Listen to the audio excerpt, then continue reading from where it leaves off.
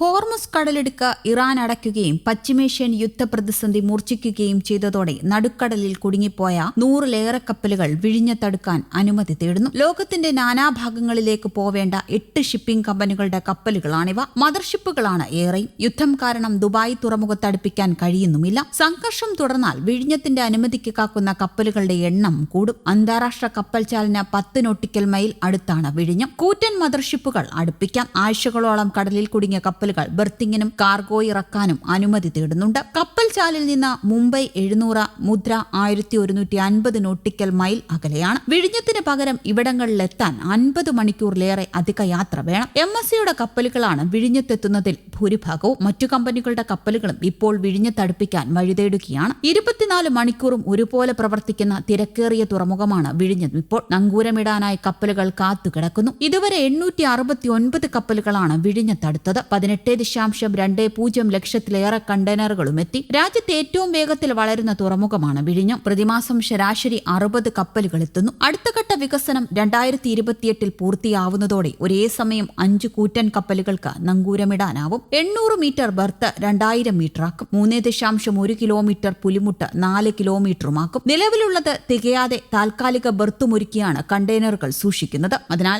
അന്യരാജ്യങ്ങളിലേക്കുള്ള കപ്പലുകൾക്ക് സൗകര്യമൊരുക്കാൻ പ്രയാസമാണ്. ബർത്തുകളുടെയും പുലിമുട്ടിന്റെയും നിർമ്മാണം തീരാൻ 2028 ഡിസംബർ ആവും. അടിസ്ഥാന സൗകര്യ വികസനത്തിന് സംരംഭകരുണ്ടെങ്കിലും ഭൂമി ലഭ്യമാകാത്തത് വെല്ലുവിളിയാണ്. IOCയുടെ ലിക്വിഡ് ടെർമിനൽ പൂർത്തിയാവുന്നതോടെ ദീർഘദൂര കപ്പലുകൾക്ക് വിഴിഞ്ഞത്ത് ഇന്ധനം നിറയ്ക്കാം. തെക്കു കിഴക്കൻ ഏഷ്യയിൽ നിന്ന് യൂറോപ്പിലേക്കും തിരച്ചുമുള്ള യാത്രയിൽ അന്താരാഷ്ട്ര കപ്പൽചാലിനടുത്ത് ഇന്ധനം നിറയ്ക്കാൻ വിഴിഞ്ഞത്താവും സൗകര്യം. 10,000 കോടിയാണ് അടുത്തഘട്ട വികസനത്തിന് അദാനി മുടക്കുന്നത്. ഇനി വരുന്നത് കണ്ടെയ്നർ സംഭരണ yard, 1220 metre multipurpose berth, 250 metre liquid terminal, തുറമുഖ റെയിൽപാത, IOCയുടെ ടാങ്ക് ഫോം എന്നിവയാണ്. 2025 മെയിലാണ് പ്രധാനമന്ത്രി നരേന്ദ്രമോദി വിഴിഞ്ഞം തുറമുഖത്തിന്റെ പ്രവർത്തന ഉദ്ഘാടനം നടത്തിയത്. ഇതോടെയാണ് തുറമുഖത്തിന്റെ പ്രവർത്തനങ്ങൾ കാര്യക്ഷമമായത്. ഇതുവരെ 700 കപ്പലുകൾ ഇവിടെ വന്നുപോയി. 15 ലക്ഷത്തിലധികം കണ്ടെയ്നറുകൾ തുറമുഖം വഴി കൈകാര്യം ചെയ്തു. 2028 പൂർണ്ണശേഷി എത്തുന്നതോടെ വർഷം തോറും 55 ലക്ഷം കണ്ടെയ്നറുകൾ കൈകാര്യം ചെയ്യാനാണ് സംസ്ഥാനം ലക്ഷ്യം വെക്കുന്നത്. തുറമുഖത്തിന്റെ വികസനം കേരളത്തിന്റെ സാമ്പത്തിക നിലയിൽ വളരെ പ്രധാനമാകുമെന്ന വിലയിരുത്തലാണ് സർക്കാർ പദ്ധതി വേഗത്തിലാക്കുന്നത്. നിലവിൽ ഒരു വർഷം കൊണ്ട്